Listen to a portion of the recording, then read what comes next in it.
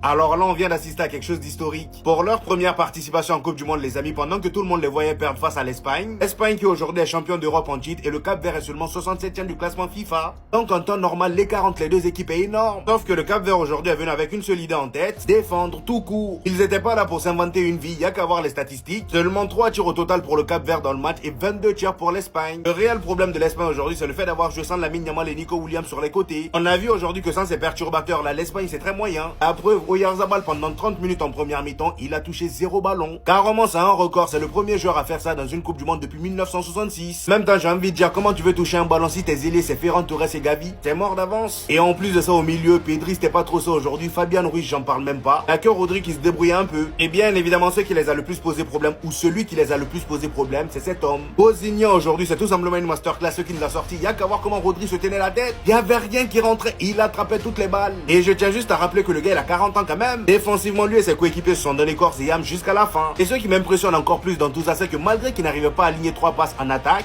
défensivement, à chaque fois qu'il récupérait le ballon, ils étaient jamais en panique. Malgré le haut pressing de l'Espagne, ils étaient jamais en panique. Et sans surprise, l'entrée de Lamine Yamal en deuxième mi-temps a bien bousculé les choses. Mais malheureusement, ça l'a pas fait. Le Cap-Vert a tenu. Vous vouliez de la Coupe du Monde. Vous nous avez dit les favoris. Des superstars en voici, en voilà. Aujourd'hui, tu pouvais même ramener Xavi, Iniesta, Busquets. Tu pouvais même placer 6 joueurs sur la ligne offensive. Aujourd'hui, c'est le Cap-Vert. Aujourd'hui, c'est Vozinha, 40 ans. 50 000 euros de valeur marchande. Une domination à gogo, mais en vain.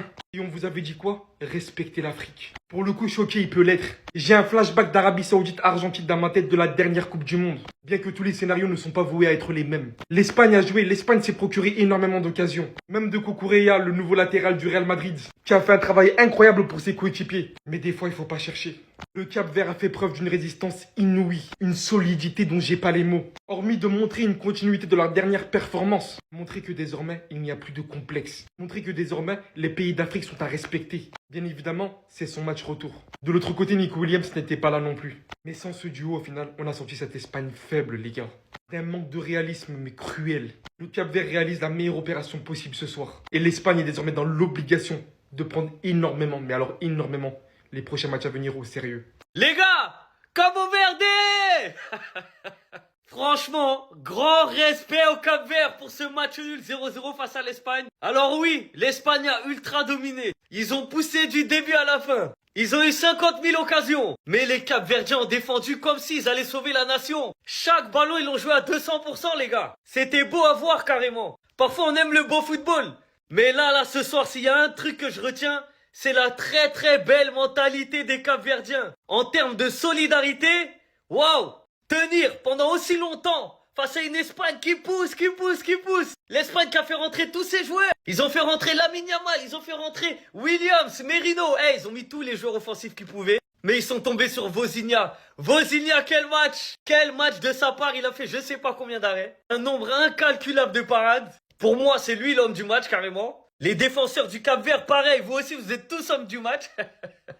C'est incroyable comment ils se sont battus, comment ils ont mouillé le maillot, les gars. Et ce que j'ai kiffé de la part de toute l'équipe capverdienne, c'est que malgré l'ultra domination de l'Espagne, ils ont pas paniqué. Ils ont pas paniqué, les gars. Genre, des fois, ça ressortait le ballon de manière propre. Le gardien, limite, il joue avec le temps, mais de manière... j'ai jamais vu ça, il court avec le ballon. Ils sont restés solidaires et disciplinés. C'était le premier match du Cap-Vert à la Coupe du Monde. Et ils ont réussi à prendre un point face aux champions d'Europe en titre et un des favoris de la Coupe du Monde, si ce n'est le favori. Parce que tout le monde les met favori numéro 1. Aujourd'hui, les joueurs capverdiens, certes, ils avaient moins de talent que les joueurs espagnols, mais ils y ont mis beaucoup, mais beaucoup plus de cœur.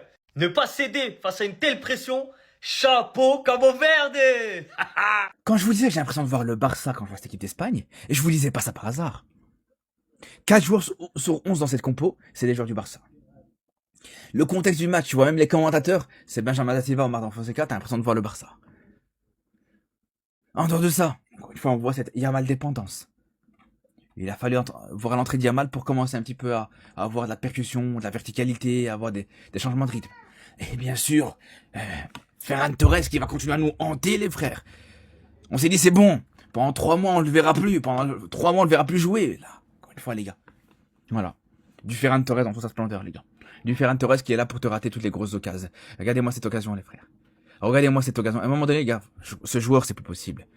Alors oui, c'est vrai que il a pas joué à son poste. C'était pas forcément l'idéal pour lui. On peut l'entendre. Mais comment tu peux encore rater ce genre de situation? T'as 2 occasions, 3 occasions nettes que tu rates encore une fois. Alors attention, le Cap-Vert a pas démérité, bravo à eux. Mais franchement, avec ce manque d'efficacité, ça va être très très compliqué pour l'Espagne sur la suite de la compétition, vraiment.